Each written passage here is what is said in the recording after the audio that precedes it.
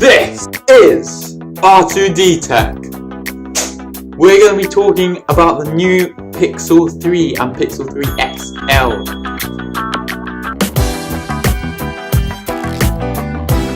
So clearly we're talking about design now. The first thing to talk about obviously is the colours. Now there's 3 colours. Some of them are new and some of them not so new. You've got just black, clearly white and not pink. Now each of these comes with a different coloured button like Google like to do. So you've got the mint coloured button with the clearly white, the orange coloured button with the not pink, and a black coloured button with just black. Now on to build materials. This year Google have decided to go with glass like most other phones this year, just because it allows you to do stuff like wireless charging. They've used soft touch Gorilla Glass 5, which unfortunately scratches pretty easily, and if you want to follow that up on Jerry Rig Everything's channel where he does a durability test, then you can do that now.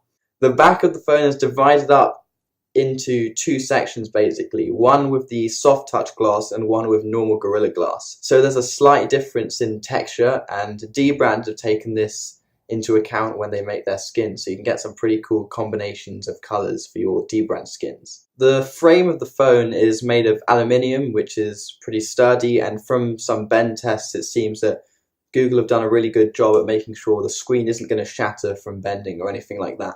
So I'm not going to talk about the notch now because that's got its own special section somewhere later in the video. Okay, so we're talking about the cameras now. Now on the back, like last year, you've only got one 12 megapixel camera, but it is very good. It takes, in my opinion, the best photos of any camera this year. And you can see the comparisons between the iPhone XS Max and this phone, and they're just stellar. On the front, this year Google have switched it up a bit. They've got 2 cameras, 2 8 megapixel cameras. One is just a normal selfie camera, and the other one is an ultra wide selfie camera. For those groupies, you can get really good photos, and it will just look amazing, to be honest, you know. This year, Google also have a really good feature called Top Shot. Now, what this will do is it will detect blur or any kind of imperfection in your photo. It will choose the best photo from a number of photos that it takes before and after your original photo. So if you got blur or if someone blinks, you'll still have a photo that is perfect. This year, Google have included this feature called Super Res Zoom. Now what this will do is, if you're zoomed in all the way and your camera is shaking, the camera will use machine learning to basically combine lots of images to create a crispy, nice and lovely image for you, just for you. Another thing that I wanted to see as an improvement from last year's phone was the integration of Google Lens into your usual camera mode. And this year they have done it. So if you just take a photo of something, you'll already have the information from that photo. So if you take a picture of some boots or something, and you'll be able to buy them immediately. No wasted time. I'm a very busy person, you know. So now we're going to move on to software features. The first thing which was really impressive is the Google screen calling. Now from what I understand, this was the Google Duplex thing that they were going to release in 2020, but now it seems they've released it with the Pixel 3 and Pixel 3 XL. Unfortunately, it's only exclusive to these phones. You can't use it on any other Android device or the old Pixels, so you'll have to upgrade if you want to try out this new feature. Basically, what it does is if somebody calls you, you can choose either to answer the call normally, decline the call, or the screen calling feature. And what this will do is it will use Google Assistant to basically answer the call for you. It will inform the user that they're being spoken to by a screen calling service. It will give you a transcript of what the person is saying, and you can choose between several options, like you can choose between some set responses, and then it will just regurgitate those responses to the person that's called you. And at any point, if you want, you can end the call or answer the call normally.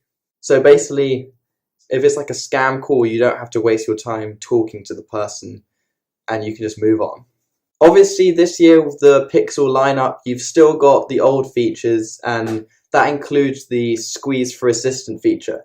Now, they still haven't made that feature remappable to anything else, but the Google Assistant is the best out of all the assistants we've seen this year, including Bixby, and so it's not exactly a bad thing to have. A final software feature is called Shh. And what this does is if you put your phone face upside down on like anything, a table or whatever, it will automatically go into do not disturb mode. And unfortunately, this only works if the contact is, say, not on your favorite list. If it's on your favorite list, it will still ring normally. But you can probably change this stuff in settings or remove people from your favorites list. But it's just an intuitive way to not get disturbed, especially when you're sleeping. Just as an extra thing, we've got a new chip in the Google Pixel called the Titan M chip.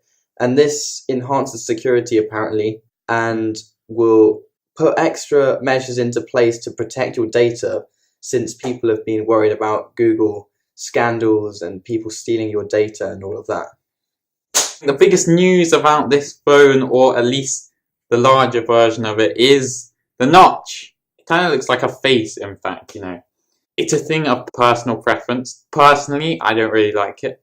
You do have the option to hide the notch, but the only thing is that if you want to hide it with Google in settings, then it won't allow you to see your vital information like the time, your battery life and stuff like that. But you can get an app that will do this for you as well. Maybe Google will add this feature in the future. The advantage of having that large notch is you get the two cameras and you get the front firing speaker. Many would argue they could have done that in a smaller notch, and they didn't. They chose not to. For some reason they wanted to do it, and it's just ridiculous. So, the speakers. They're something that we always look forward to on the Pixel because it arguably has the best sound. Even better than the Razer Phone 2, which apparently has been sounding a bit distorted at high volumes.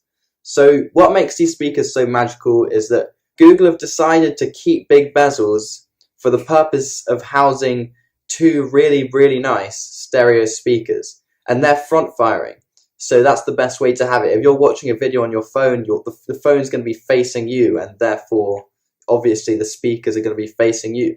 Most phones nowadays have the speaker on the bottom of the phone, so it's not coming directly to you, which is kind of annoying. If you don't mind the big bezels, you're getting great speakers. They're both front firing, they're both stereo. One of them's in the notch and one of them's at the base of the phone. You get really good bass apparently with these speakers, and really loud volume. It doesn't get distorted at high volumes, and you're probably really going to enjoy it.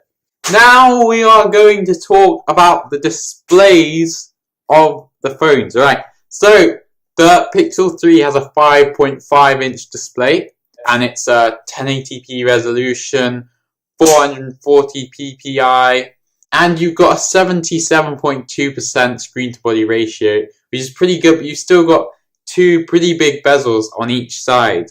They chose not to go with the notch on the smaller model for some reason, I don't know.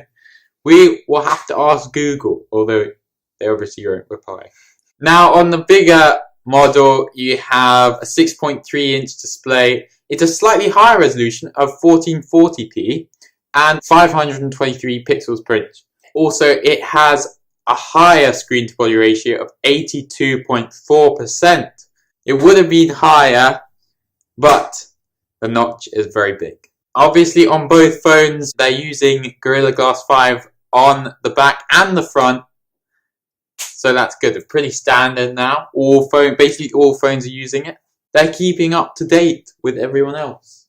We saw lots of problems from last year, such as the blue shift or the screen burn-in, and thankfully, those problems have disappeared this year, and both screens are now made by Samsung. The screens are incredibly vibrant, brighter, and everything is just better than last year. Okay, so I/O on the Pixel 3 and Pixel 3 XL is the same for both phones. So you've got the standard USB-C for charging and data transfer, which is what we like to see on phones this year and hopefully next year as well. But unfortunately, Google lacks on all the other ports that you might want, like Last year they didn't have a headphone jack, and this year they don't have one either. Most people nowadays are trying to buy a good set of Bluetooth earphones or headphones to use with their phone because it's just more practical and convenient when you don't have wires dangling everywhere. It would have been nice to have the option of a headphone jack just in case you like that premium audio which you can get through a wire but not through Bluetooth headphones at the moment. Another downside when it comes to the I/O on both these phones is that unlike most phones, like most phones by Samsung and other phones which have either dual SIM capabilities or expandable storage, the Pixel lineup has none of these. So basically all you're getting is the USB-C and speakers, which is kind of annoying, but Google do offer many cloud services, and the best of those being Google Photos, which you can use to back up photos straight away, and I'm pretty sure your photos back up instantaneously once they're taken, which is good, and you get unlimited free storage when you buy a Pixel phone anyway. So I guess they want you to use their cloud services, and you can choose to upload in full quality, so you're not going to lose any quality when you download the photos 2 years down the line. So, the battery, well, the Pixel 3 has a 2,915 mAh battery, which, well, it's not as big as some other phones that we're seeing right now, but it's alright. You'll be getting battery life that will get you all the way through the day. As long as you use it sparingly. On the larger model, you have a 3,430 mAh battery, which is bigger, but then you have to take into account that the bigger phone has a bigger screen, so it'll be using more battery life, and so you'll be getting similar battery life on both phones, which again will get you through the day, probably without problem. Obviously, it's not as big as the massive 4,000 mAh battery you're getting on the Note 9, but that is just amazing. Internals. Now, with both phones, you're getting Snapdragon 845, which is the newest chip from Qualcomm.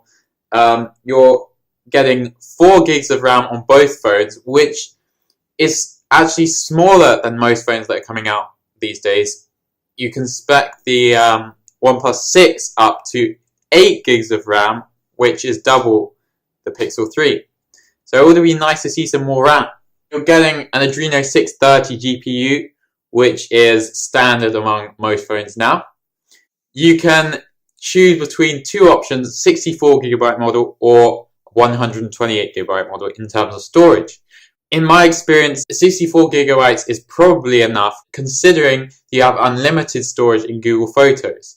Now, although some of these internals may seem disappointing, you have to take into account that Google optimized the Android experience on this phone so that battery life will be increased despite having a smaller battery than other phones. And also you have the feature of adaptive battery on the Pixel 3 and Pixel 3 XL, which will restrict battery life being used up by certain apps. Now, because Google have optimized Android for the Pixel 3, the limited amount of RAM will not be such a big problem because of this. Hey, in terms of accessories, you actually get more than usual in the unboxing. You get yourself a dongle so you can attach your own earphones instead of using the USB-C earphones, which are also provided in the box this year. Now, they're pretty good quality, nothing amazing. If you want something really cool, you might opt to go for the Pixel Buds, the Bluetooth ones, which you can buy on the Google website. Unlike certain companies, Apple, you get a fast charger in the box, which allows you to charge your phone pretty quickly. You can see how fast on the Google website. I think it's something ridiculous, like 70% in 30 minutes. Another thing that you can buy separately is the Pixel Dock, which is basically a wireless charger, but it puts your phone into like a docking mode almost, like with the always on display once your phone is charging on it. So the always on display will have a Google Assistant feature, so you can just tap that or speak to it and it can perform functions like a Google Home Mini would, like play music or set a reminder, so forth, while your phone is charging. It's also got some cool alarm capabilities where if you set an alarm and your phone is charging on this dock, it can do stuff like increase the screen brightness gradually so that you'll wake up better, or play music and gradually increase the volume of the music while you're waking up, which is pretty cool. So, would I buy this phone, or should you buy this phone? Well, I don't know. If you already have a Pixel 2 or 2 XL from last year, then I would suggest that it's not worth the upgrade. Although you are getting some pretty nice new features such as that wide-angle selfie lens and screen recorder, stuff like that. But if you do have a Pixel 2 XL, you're still getting a really good camera and all the latest updates from Google. Another factor to take into account is that the new Pixel 3 and Pixel 3 XL are both around £700, whereas you can pick up a Pixel 2 XL now for around £300. That's a massive difference, and you're still getting most of the features that you would get on the new phones. But it is still an amazing phone and probably one of the best, if not second best, to come up this year. I would suggest that the best has been the Note 9. Okay guys, now for my conclusion. I totally agree. Pixel 3 and 3 XL are great phones. In my opinion, the Pixel 3 is slightly nicer aesthetically because you don't have that huge deep notch which most people have been making a fuss about. I know that you can hide it in settings, but it's just not the same thing really. From my perspective, you're getting basically all the same features on the Pixel 3 as you're getting on the 3 XL apart from the larger display. But in the end, if you're to hide the notch on the larger Pixel 3 XL, you're probably getting a similar amount of display like you would on the Pixel 3 anyway. So it's all about whether you like that notch or whether you hate that notch. The specs on this phone are pretty good, and with Google being the manufacturers of Android, they should work best on these phones. The camera obviously is the main selling point, as with every Pixel lineup.